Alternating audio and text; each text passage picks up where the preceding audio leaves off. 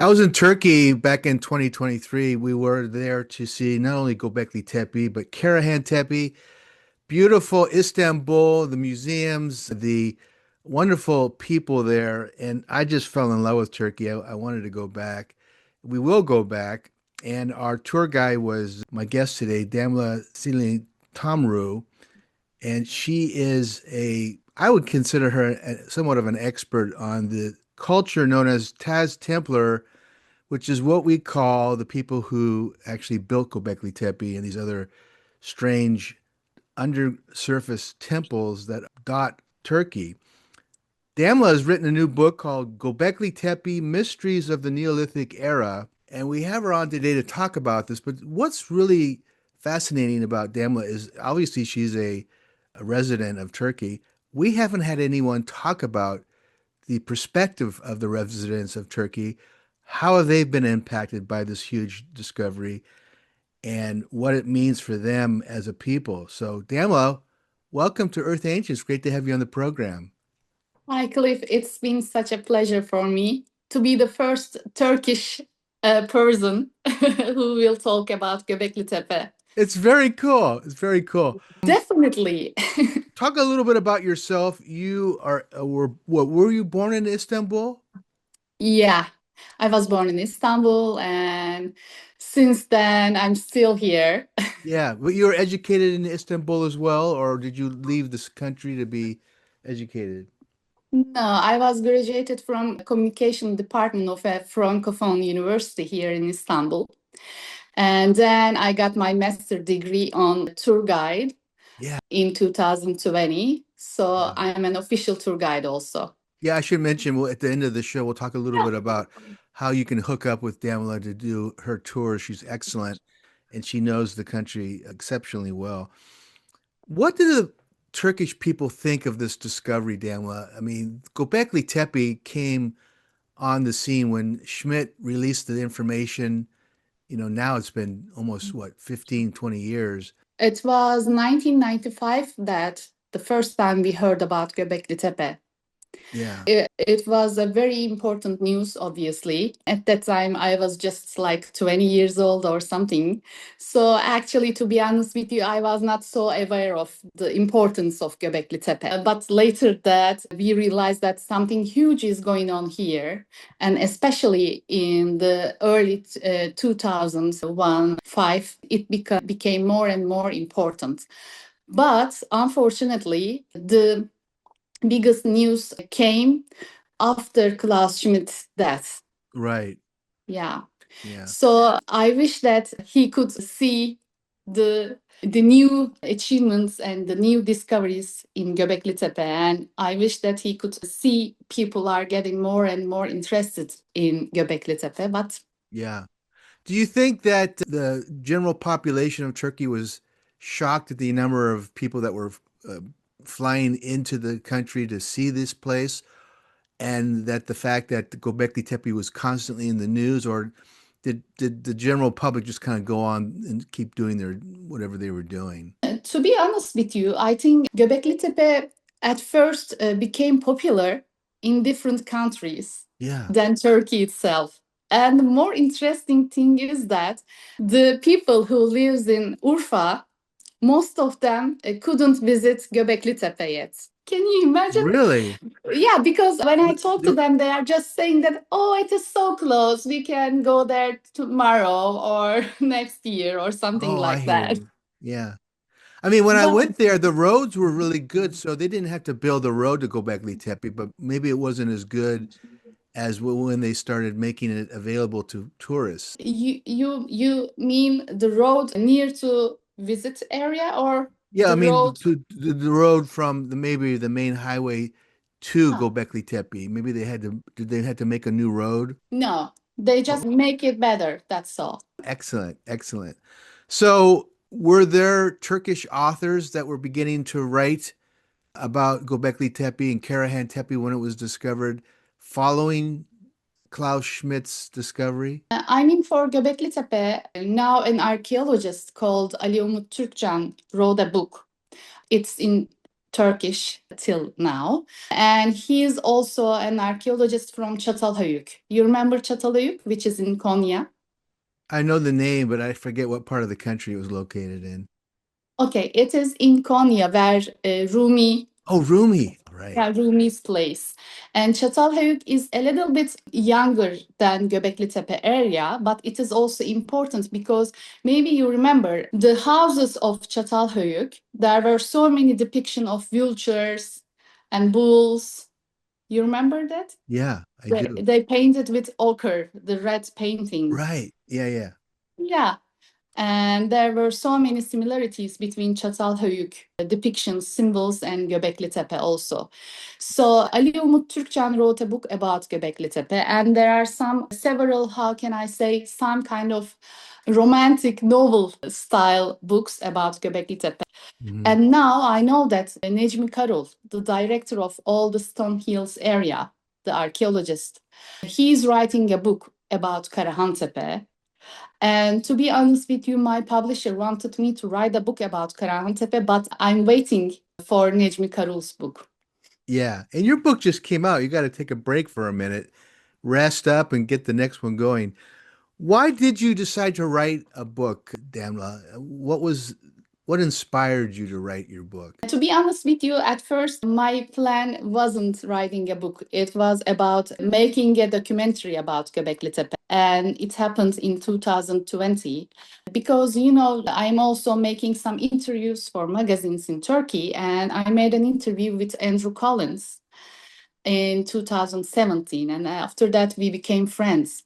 And one day he sent me a message and asked me if I know about Şengül Boybaş. And Şengül Boybaş is the writer for the serials for Netflix called Atiye, The Gift, Yeah, and it is about Göbekli Tepe.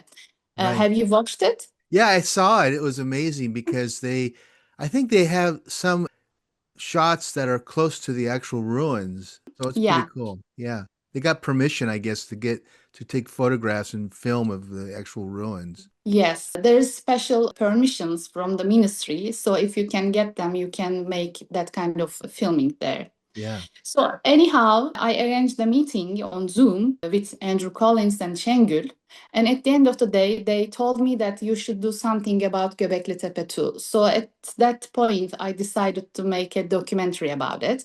And I connected with Martin Svetman, Robert Schoch, Leard Scranton, and also Necmi Karul.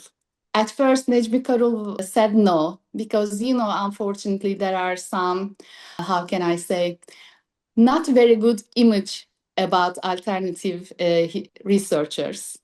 Yeah, like Andrew Collins has different theories about who the people were, and we're going to talk about that in a minute. But so he wasn't very welcoming to Andrew Collins in the beginning. And the others also. So he Ah, told me that I'm not gonna be in your documentary. But I told him that if you wanna share all the knowledge, all the true, correct knowledge with everyone, then you should be in this documentary. Then he decided to be a part of it, and we made an interview with him. At that time, he was excavating Karahan Tepe. So actually, we were the first ones who made an interview about Karahan Tepe. And there are some kind of kare code on the book. By using this kare code, you can watch all these interviews on a YouTube channel. oh, if that's in your book, the code. Yes, because since Wow. I couldn't make the documentary, I wrote this book. Yeah. And I decided to put all these interviews online so that people can watch them. Is that a YouTube channel?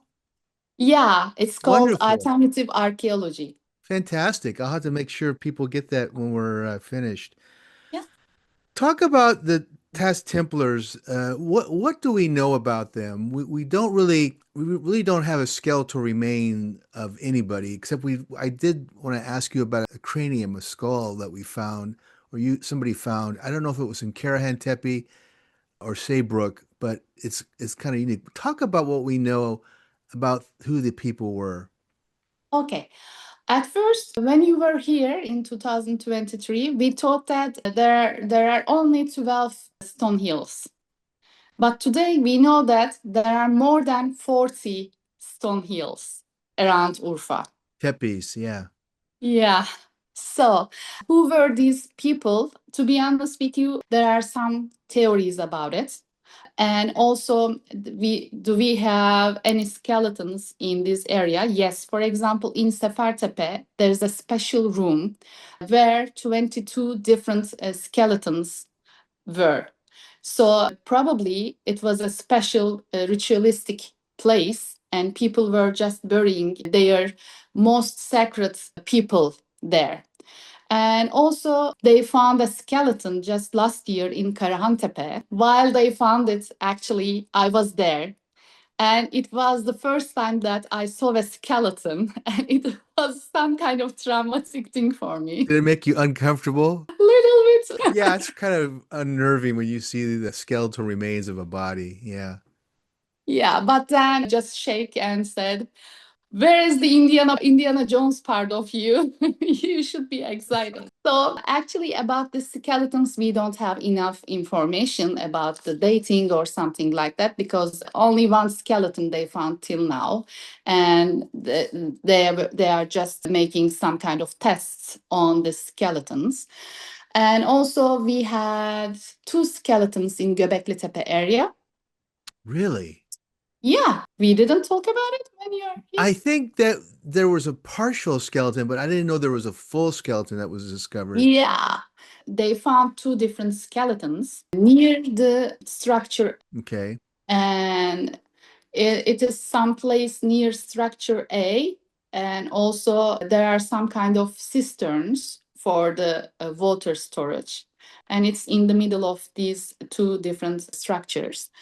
And these skeletons belong to young people, two young people, ages between 16 to 18 years old. Hmm. So probably these young people were someone important or belonged to an important family. They think so, but you don't have enough information about it. To be honest with you, you know that Göbekli Tepe is a place with terrazzo surface, and they found the skeletons under this terrazzo surface. But since this surface is also important because all these T-shaped pillars are on top of this surface, Right. it is not very easy for them to make excavation or dig all these areas. So we don't know if there are other skeletons under this terrazzo plane. So you haven't found like a cemetery or a burial area that was used to bury bodies. These are just were they sacrificial bodies that were killed or no? Nope, nope. They have just died naturally. Okay. And we don't know the ages yet because there's no carbon dating that's been done yet. Is that what you're saying? Yes, yes, you're right. Okay. I guess the next question is, we don't know where these people came from because we have no documents, right? We don't know if they came from Asia or they came Um, from Europe or wherever. and actually, there are some theories about it. Some of the theorians are saying that those people were local people and they were just living there. So, for example, Mellard, the archaeologist Mellard, said that Anatolia is where the civilization and the humanity were born. Yeah. So there's a theory. And another theory is that, around Israel area, there are people, Natufians. So people are believing that they were Levant or Natufian who immigrated from this area coming to Anatolia. And also there are some other theorians, and they are saying that from west around Russia and Caucasia, people immigrated here. Okay. We are not sure about the origins of these people, but we are sure that the people who built Stonehenge had the same DNA from this area. Oh, wow. Yeah. And what makes Göbekli Tepe so amazing is that it's dated to 12,500 years ago. And I think Karahan Tepe is what, 14,000 years is when Yeah. they buried it or something. Just amazingly old time. Actually, Karahan Tepe and Göbekli Tepe more or less the similar age. Yeah, Okay. So what's that, 12,500? around 12,000. years old. Yeah. And I mean, that's so amazing. We don't have any places anywhere that has sophisticated building or temple, you want to call them temples, that are that old. And that's why people are just shocked. Do you think the archaeological community accepts those dates and welcomes that, or does it cause a problem for certain archaeologists? To be honest with you, I have good relations with the excavation team of Karahan Tepe and Göbekli Tepe. They are totally okay with this reality. It's a very big reality, a very big paradigm shift.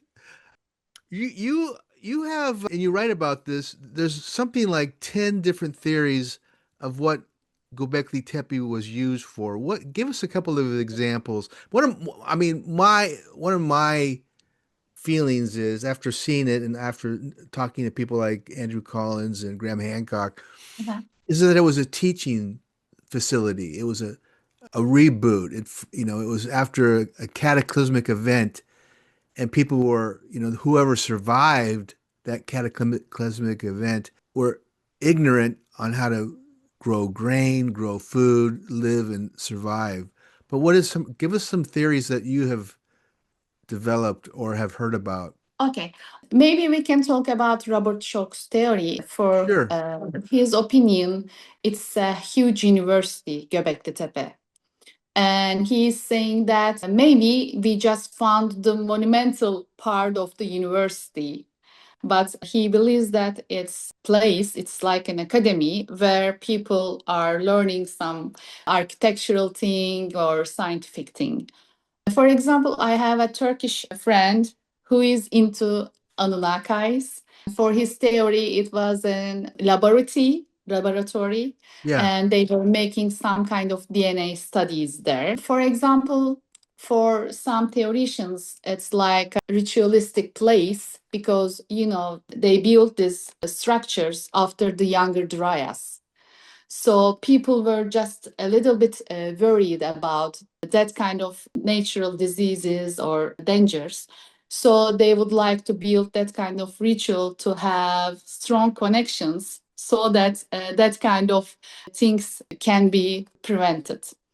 And Yeah, and to be honest with you, when I'm there, it feels me like it's like a special place for the deceased ones. It's like honoring their souls by depicting their heroic stories. For me, every monolith, there are some monoliths in the middle of the structures. right. It represents some ancestors because during shamanic times, the ancestral relations are important. So you need to honor your ancestors so that they can protect you. Yeah. So when I'm looking all these places, all these structures, they look like a little bit important cemetery kind of thing for me. Oh, interesting. Yeah. Give us a sense of what we're looking at when we go to Göbekli Tepe and we look at one of these. I'm going to call them pits. How do you think people enter them, and what do you think? Describe the interior. We have these beautiful multi-ton T columns, but what else is unique about one of these little temples? Talk about them. Give Mhm. us an outline of what they look like. Okay. At first, we need to imagine some place green, not yellow, Green. because at that time the climate was much more better. Yeah, there are some water resources also. And the interesting thing is that we are talking about 12,000 years ago, and there were so many cisterns. So it means that these people were genius. They were building these cisterns to store the water. For Ah, example, in Karahan Tepe, they found 26 huge cistern for water. It cisterns. is, yeah, Wow. Yeah. it is crazy. So the places were like they have some kind of roof made of, branches, leaves, herbs, that kind of things. And there were some small holes on top of the roofs. And they Mhm. were using some kind of escalator to go down to the houses or these ritual places. So it means that yes, these places were not very dark, but at the same time they were not like outdoor places. Right. They had some covers. They had some Yes. a roof. Yeah. What's Yeah. interesting to know though, and I'm curious about your opinion, is some of these temples, especially at Göbekli Tepe, have very large T columns and others have small ones. So some of these temples must have been observatories. Some people are saying that, to be honest with you, these T-shaped pillars are from 3 to 6 meters height, and the weight of these pillars are from 40 to 60 tons. Tons. So Tons. they are Yeah. huge, very huge. And to be honest with you, the older ones are the higher and, how can I say, bigger ones. Larger. Yeah. Yeah, the larger ones. And people were using this area for more than 1500 years. So it's a long time of period. And to be honest with you, when you go inside these areas, you are just seeing you are in the middle of a huge place covered with very, very high, very tall T-shaped pillars. And in the middle of this area, you are seeing two bigger monoliths. There are some kind of carvings on these pillars. So it means that if you are having some kind of torch on your hand, you can see the shadows also, just like Ah, an animation. Can interesting. you imagine? So it means that it's like a 3D movie of our times. How funny. You know, it's when I was Göbekli Tepe, there's like seating built into the walls, like people could sit around the T pillars. But the other thing that, and I haven't asked anybody until now, is that they look like they put cement on the floor, or they cut the floor down and made it very, very flat. Is that or cement mortar or some kind of hard flooring of some kind? It's not cement, it's terrazzo. What is It's a that? special, it's not a cement, but they are using different kind of materials to have this flat Oh, surfaces. okay. Yes, Yeah. it's called terrazzo. It's like a reddish field. Yeah. Yeah, I mean, at Karahan Tepe, the flooring was almost like they had poured cement on it. It was very flat and easy to walk on. It was amazing that they would do that. Tepe is a little bit different because they carved the whole area to a rock. So they carved the rock and they made these pillars and the sitting areas and everything. But Göbekli Tepe and Karahan Tepe are both limestones, but the quality of limestone in Karahan Tepe is lower than Göbekli Tepe. What does it mean? The percentage of soil is more in Karatepe. Because of this, the stone is smoother and softer, but unfortunately, it means that it is fragile. So that they decided to build this rooftop for Karahan Tepe, and they will add some slope canopies to stop the slipping because it's not a flat area. Unfortunately, the walls around these areas started to slip, Oh, and to stop it they need to make this roof and other canopies. interesting. The museum for these temples is amazing. I love your museum that was built. And in the museum, when I was there, they had one or two humanistic figures, but most of them were animals. Have they decided or thought about or theorized what the reason was for that? And because we have Karahan Tepe, which has these very tall people, these Mhm. men, Mhm. that makes that a whole unique area. So perhaps each of these sites was used for certain ceremonies or lessons of some kind. What do you think of that? To be honest with you, if I need to make a choice between Göbekli Tepe and Karahan Tepe, definitely my choice is Karahan I Tepe love it too. I'm because sorry. I admit it. It's really strange. It's got human sculptures, but go ahead and talk about it. let's forget about Göbekli Tepe and talk about You can't. Yeah. Anyhow, actually, they found some little statues and masks of human in Göbekli Tepe and Karahan Tepe area. And Just this excavation season, they found a statue in Göbeklitepe, a human statue. Maybe you know it. I'm not so sure. Between the structure B and structure D, there is a wall, and they found this human statue in the wall. Yeah, I got a So, picture from Andrew. Andrew Collins sent me the photograph. Very unusual. Yeah, so that's it means that there were some human statues in Göbekli Tepe also. fantastic. Yeah, yeah. How long And go ahead. You finish. yeah, I have tell another me, question. tell me, tell me.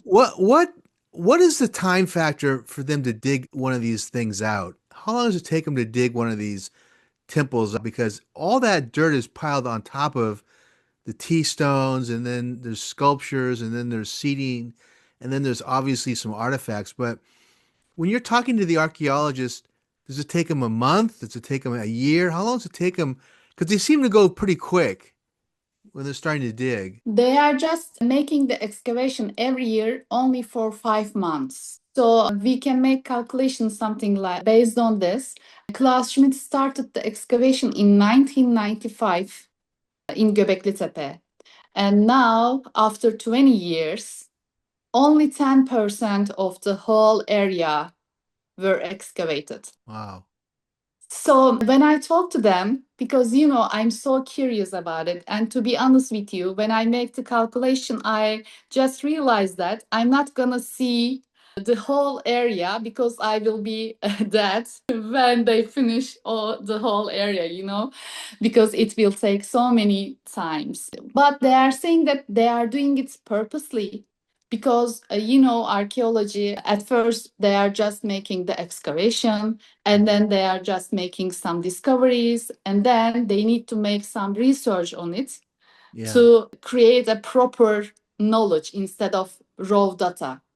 Right. So also they are just keeping some places under the soil because it's the most protective way, and they are just waiting to technology be more advanced. Oh, interesting. Okay. So unfortunately, there are some wrong news about it. People are saying that, oh, they are not making any excavation in Göbekli Tepe. Some people are trying to stop that kind of excavations and blah, blah, blah, blah. But to be honest with you, the reality isn't like that. You need time for archaeology because archaeology is the slowest science of all. They're it's called methodical. They're slow but very accurate in how they dig and things like that. What's the season when you say 5 months? When's the start? When's the end of the season? Yeah. Around June, the season starts in Urfa Mm, for stone hills, okay. and around late October, early November, it ends. Okay. But only the excavation ends. After that, they started to make their research at the laboratory of the universities, and they started to write some academic articles. Is the Turkish government accepting funding from, say, the Germans or the Americans or the English to help with this, or is it all the Turkish archaeological community that's funding the digs and the research? To be honest with you, they have now sponsors. For example, Turkish Airlines is one of the main sponsor of Wow. Stone Hills project. Yeah, and also, for Gobeklitepe, they are collaborating with German Archaeologist Institute. Great. For example, if I'm not wrong, with Çakmaktepe, they are working with Japan archaeologists. Right. And also, you remember maybe during the launch event of this statue in Göbekli Tepe, the Japanese princess was here because they made an agreement about archaeological collaboration again. So probably for other stone hills, they will be making other collaborations with Japanese archaeologists also.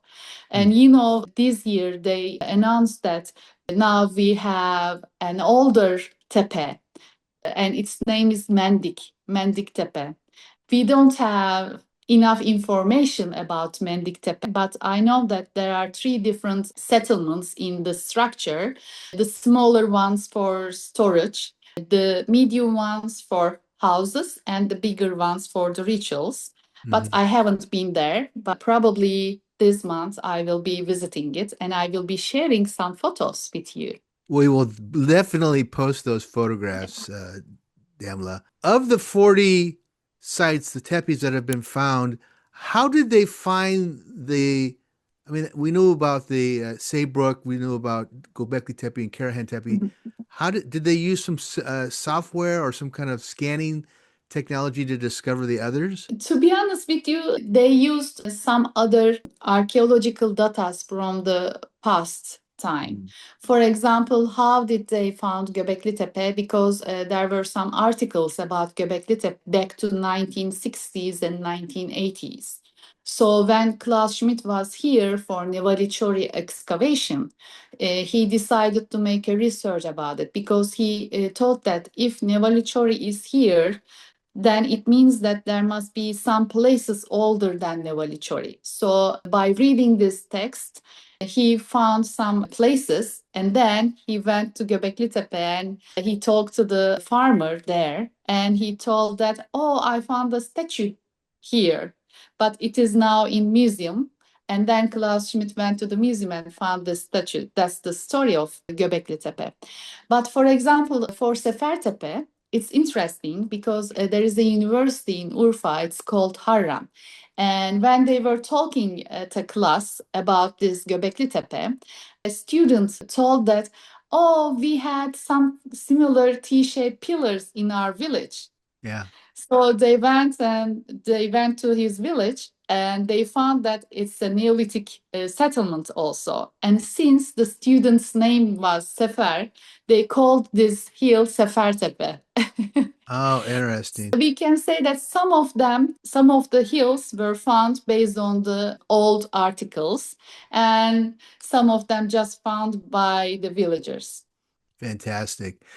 To date, I don't know of, or I have not read of any writing that's been found, any scribing, any hieroglyphs, any symbology, other than the animals and what looks like planets on the T columns.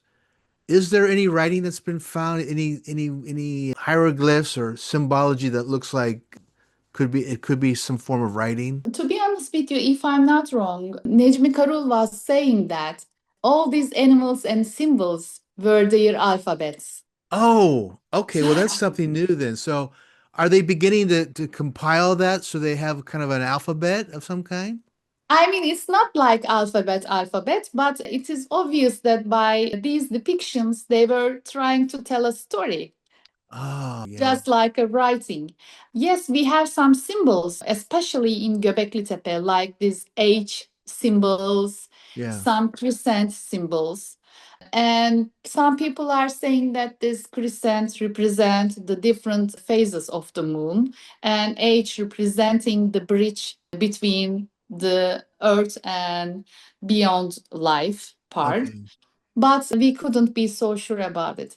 Do you think there's a spiritual and perhaps I don't want to say a cult, but perhaps a esoteric aspect to the tepes that we see? Okay, for my own opinion, it is so obvious that these people were 100% shamans because they were just using animals for depiction. And you know, in shamanism, they are always using the power animals Hmm. because every animal has some significant power elements. And by depicting them or wearing some clothing like these animals wearing some wings or foxtails and that kind of stuff, you Hmm. can use this animal's power. And Oh, also, yeah. Mhm. yeah, Yeah, go you were ahead. saying?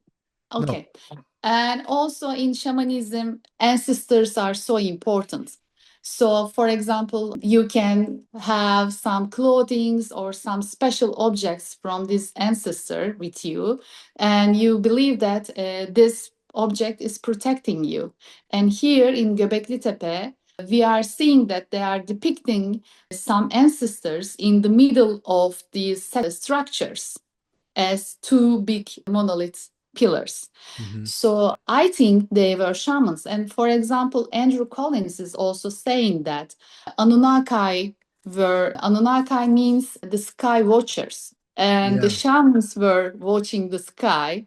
So I think he's also agree about it. Yeah, I mean, he talked first about Deneficin, the Deneficins coming down from Siberia, and those were the people. And then he got into the Anunnaki. I think that got him in trouble with the Turkish government, though, because he was publishing that. And I think he wasn't he banned for a few years from actually coming to Turkey. So He was it's on the not show. his time, I guess. You can talk about it because he was on the show with me and admitted that he had gotten in trouble because of his writing. But what do you say about his ideas of Anunnaki and Beneficence? Yeah. Could be the same thing. Anunnaki and Beneficence could be the same race. Actually, just today we talked with him because I was a little bit excited about this podcast, and he was just saying that don't worry, everything will be okay. And now he has some new theories about Oh, Turkey. He thinks that there are some potential important things in Erzurum, but I will let him talk about it with you. okay. Anyhow, yes, there was a misunderstanding Yeah, misunderstanding. Yeah. In print. about Andrew Collins in Turkey Yeah. because at first he chose the wrong publisher. Unfortunately, he wrote some, how can I say, stuff which can be manipulated by Ah, some groups of people. So, unfortunately, I'm not so sure if it is unfortunate or fortunate, but he's really crazy about stone hills. And he has that kind of Indiana Jones soul. yeah. And sometimes he's acting very brave. He's just forgetting the boundaries and legal things Oh, in yeah. Turkey. And He's because very of clever. this, he can have some troubles. And he experienced that kind of troubles, but now everything is getting better, I hope, for him. But still, Necmi Karul and archaeology team have some not very good, how can I say, not very good ideas about him. But That's the Does truth. Necmi accept his presence now, or does he still get upset about him being in Turkey? I want to talk about Carl here in a second. I'm just curious because you interviewed him and you know, he probably gave you his okay. To be honest with you, Necmi Karol now he is saying that Andrew Collins can come to Turkey and can visit Göbekli Tepe and other stone hills, but I don't want to meet with him or I don't like him personally. So Yeah, probably my book will be the one and only book which contains Necmi Karol and Andrew Collins' name at the same time. that's funny. Tell us about Necmi, Carl. Tell us how you interviewed him for your book, but also what is his position? What is he responsible for? He is the one. He is in charge of all the stone hills and he is the representative of this project globally. So if he doesn't allow something about Taştepeler, it means that you can't do it. And to be honest with you, when I finished this book, he was the first one who read this book. And I got him approval because, my book is the only book about Göbekli Tepe which contains that kind of information, which is on the museum shops. Hmm. So it means that to be the museum shops, you need to have permission from the Ministry of Culture and Tourism. Oh, congratulations. Thank you. So it's so special for me. And to be honest with you, now the English version of the book has just published and it will be on the shelf of the museum shops also very soon. Yeah. But also it gives me some kind of responsibility because what I want to do about this book and my next projects is to be the bridge between the academician part and the alternative part because I believe that if they can find a common place where they can share their own thoughts, ideas, knowledge, and information, then maybe they can have other options and they can have other, how can I say, they can reach the reality faster and easier. Yeah. Fantastic for you to be able to have your book in the various shops in and around these ruins. I liked it because they made the book smaller. It's kind of like a field guide. They call that in America, where you can put it in your backpack, carry it around, and take it out quickly. It fits it almost in the palm of your hand, which is fantastic. So, was that your idea or your publisher's idea to make it that size? Actually, my publisher Excellent. decided to do it like that. Fantastic. In your writing, you talk about Göbekli Tepe being near City of the Prophets. What is City of the Prophets? Göbekli Tepe is in the city called Şanlıurfa. We say it Urfa. And Şanlıurfa is famous in Turkey with the stories of prophets because many prophets were there. For example, Moses, he came to Haran. Yeah. When he ran away from Egypt, at first he came to Haran, and at that place he met with his So this wife. is documented then. This is a historical document that Yes. he actually came there. Wow. Okay. So it's special. So yeah, and also, I totally forgot. I'm sorry. There is a special name for this clothing, but there is a small cloth which you can see the face of Jesus. I totally forgot its name. However, the story is something like that. The first believers of Jesus was in Urfa, actually, the Assyrians.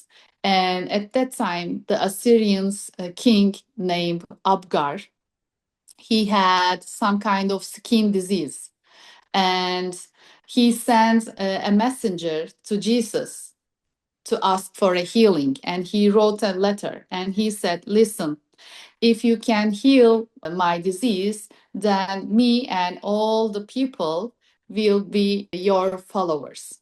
So Jesus told this messenger that he couldn't come to that area, but he gave this clothing to the messenger and said that please give this to your king and he will be healed. So at that time, when the king washed his face and used this clothing, all the disease just healed. Wow. And at that time, the Assyrians started to believe in Jesus. So we have so many different stories about different prophets in this area. And for example, Abraham, you know him, right? Yeah. So, we have a lake. We call it Balıklı Lake, but it is Abraham's lake. Huh. So Abraham was also here, and at that time, they were pagans in Urfa area, and they believe in astronomy. So they believe in planets, and they have a special area where there are 7 different hills, and each hills were related to one planet. For example, on Monday, they were going to the moon hill, and they were making some rituals. And we are using the same day names for the days still. Hmm. And at that time, they believed that Abraham was one of these pagans, and later that he changed his mind. So anyhow, from 12,000 years ago till now, this place is famous for esotericism and spiritualism. So I think it's because of the energy of the area. Maybe there are some very powerful ley lines on this area, so that all the prophets visited this place, or maybe they felt that there are some stone hills in the area. When we first met a couple of years ago, it was a pleasure to not only meet you, but also know that you are a spiritual person, but also sensitive to energy. Do you detect telluric energy fields that are under these tepes, like a Göbekli Tepe? I was too busy trying to walk around the structure to sit for a minute. Should have closed my eyes and sat for a minute, but do you sense energy at any of these places? You remember the mulberry tree on top of the hill of Göbekli Tepe? Yeah, we walked by it. Yeah, it's this area is very special, and before they started excavation, this place was famous for the villagers, and they were coming there and asking for having a child or asking for healing, and most of them said that they were healed or they had a baby. At that time, yeah, when I'm with my Turkish groups, we are always making some kind of meditations there. And after the tours, they are just calling me and saying that you know what happens, Damla? My wish became true, or I got healed, and that kind of stuff. So I believe that yes, this place has some kind of powerful energy. But to be honest with you, Somatar, that's the place where these hills related to planets are. It's something much more powerful than Göbekli Tepe area. Are And it's there, not very famous for foreigners. oh, so not very many people, only villagers know about it, is what you're saying. Yeah. Yeah.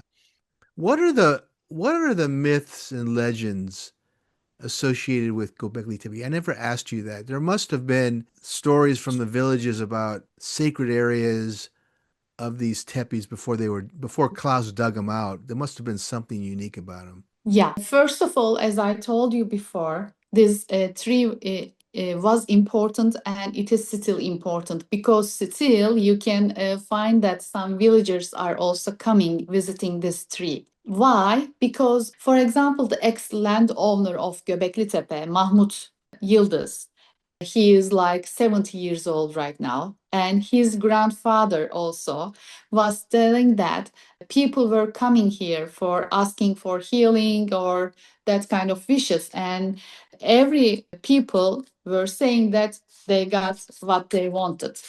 And they also sometimes saying that some of them fell asleep under this tree and they had some kind of, how can I say, deeper dreams. They met with some, how can I say, spiritual guides, or Oh, interesting. sometimes, yeah, they got some answers about their problems. Mm. And to be honest with you, I hope next time we can do it. When you made a deeper meditation under this tree, you can also have some stronger connections with your higher self or spirit guide, because I tried it and I got some answers. Fantastic. Is that in the book? Because I didn't get to that part. Did you add that to the book? Cliff, how can I wrote about it? Necmi Karul read that book. Come on. I don't know. I mean, you have a publisher when you're having that when you're at the mercy of a publisher, sometimes they'll take those kind of things out because it's you wrote it, so it's in there somewhere. What chapter? What chapter is it? No, no chapter. I just censored myself. I just didn't write anything very spiritual about it. But to be honest with you, when I'm graduating from this master degree of tour guides, I wrote something about the spiritual tour concept. I asked questions to my own guests for Göbekli Tepe. I talked to 50 different guests about their journey to Göbekli Tepe and what they experienced after this visit. And 90% of them told me that they had some kind of spiritual experience and they got some kind of spiritual guidance about their problems. And about 1 to 3 months later of these trips, they got some healings or solutions. Wow, amazing. As we conclude, we're coming to the end of this interview. Yeah. Damla, why should we care about Göbekli Tepe? Why should people be interested in that place? To be honest with you, thank you so much for this question because people are just very curious about all the scandals about Göbekli Tepe, or they are just asking were they Anunnakis or who were these people, blah blah blah. But they are just not focusing on the reality. The reality is that we are talking about 12,000 years ago, and at that time these people in 40 different clans we are talking about because they were living in different hills. And these people didn't have any war between them. They were all in peace for at least 1,500 years. And also, they were very good at architecture, they were very good at engineering and that kind of stuff. Can you imagine they were aware how to create these pillars. And we are talking about 40 tons and 6 meters. Yeah, huge. And they just erected all of them. So I think Göbekli Tepe's message is to believe in yourself, to to be aware of your capacity, because now we are just using ChatGPT or different AI to create something, but are they real, or are they authentic, or are we looking at something, are we looking for something authentic? Do we really care about ourselves or our capacity today? I don't Mm, think so. And we are still experiencing some very bad things. I mean, what happened in different areas of the world? There are still war. And we are yeah. talking about 12,000 years ago, and we are talking about peace. So the main thing should be the essence of humanity when we are talking about Göbekli Tepe. But most of the people, especially some influencers I know, they are just trying to say something like that. Boom, boom, boom, shocking news. I found this about Göbekli Tepe. But Mm, actually, they are just lying, and they are just not making any research about it. They are just thinking that, oh, okay, if I put this thing, it means that I can get 10,000 more followers. About having more followers, it's about, yeah. Being a human you know, being. Yeah. They're creating what they call clickbait, which is like stories that don't go anywhere. and it is, I mean, as a Turkish, to be honest with you, when I see that kind of posts on Instagram, especially, it feels me a little bit sad, because unfortunately, when I'm talking about it with archaeologists, I'm saying that, listen, you need to open an Instagram account. You should reply all these things. They are not real, and they are the only ones who are talking about Göbekli Tepe. And they Uh, are just saying that, oh, we don't have enough time. We are just studying, and that's all. yeah. So, I feel so desperate about it. Maybe you can You're help me you're about it, you're Philip. you're you're acknowledging the pureness of Göbekli Tepe and Karahan Tepe, and you're disappointed that people have to make stuff up to get attention, is what you're Yeah. saying. So yeah. The book's called Göbekli Tepe, Mysteries of the Neolithic Era. My guest today has been Damla Tamru. Give us contact information. How can people learn about your tours, and tell us where people can find more about you? Okay. I'm on Instagram, so they can search for Damla Tamru, or I have another account called Esoteric Tours. And my website, esoterictours.com, will be online very soon. Okay. And that's all, I think. Yeah, and the book's now going to be available in English. What did we say next week? When will it be Yes, next week on next week? Amazon. Mhm. Okay, so you can go to Amazon and get it. I highly recommend that. And also, Damla sent me some great photographs of Göbekli Tepe and Karahan Tepe that I will post on the Facebook page, and I will also post those images on Instagram. So fantastic. Thank you for joining me. It's been very, very informative. And I should have had you on sooner because your perspective is much different than people who don't live in Turkey. And even when we had Robert Schoch on, Robert's an American, and it's tough to get archaeologists from Turkey on the program. They just don't have time. They think it's like, well, it is social media. And although we try to be professional here, they just don't have the time for it. So it's been a real pleasure having you on the program. Thank you. Thank you so much for inviting me.